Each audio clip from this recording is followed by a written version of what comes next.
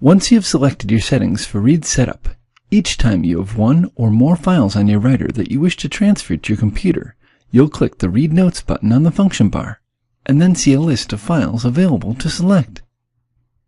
This dialog also displays information about other files that were created on the writer along with steno notes, such as JDefines, timestamps, and audio. You can select one or more files to read. To select one file, you would simply click the desired file.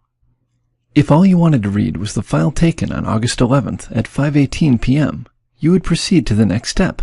However, as you can see, there are two other files that were written on the same day. If any or all of these files were part of the same job, you select these files as well.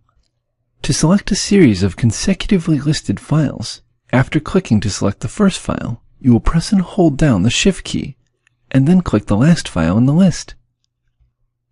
Let's say we wanted to select the first file and the last one, but not the second file in the list. To select or deselect any one file in a list without affecting the other selections, you can press and hold down the Control key, and then click the file you want to select or deselect. Next, you will select the destination for the steno notes files that you have selected. The default destination for the steno notes is a file in your Case Catalyst user on your computer's hard disk. Another option is to make a copy of the steno notes file and print them to PDF format. This is most typically selected by reporters and students using paperless writers, such as the Diamante, Elan Mira, or Elan Cybra, in jurisdictions that require paper notes. Printing to PDF would be used for steno notes storage and printing. Steno notes in a PDF cannot be translated to text. For this lesson, we will use the most common option. We will read notes to the hard drive. Next, we must determine whether the selected files should be read together into one job or read into separate jobs. If you click individually, then each of the selected files will be read and saved separately, each with the individual names on your hard drive.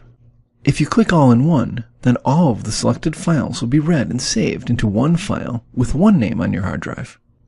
Both of the files we have selected are part of a single job, so we'll click all in one and read them into one file. Separately recorded audio files associated with separate steno files cannot be appended into a single file.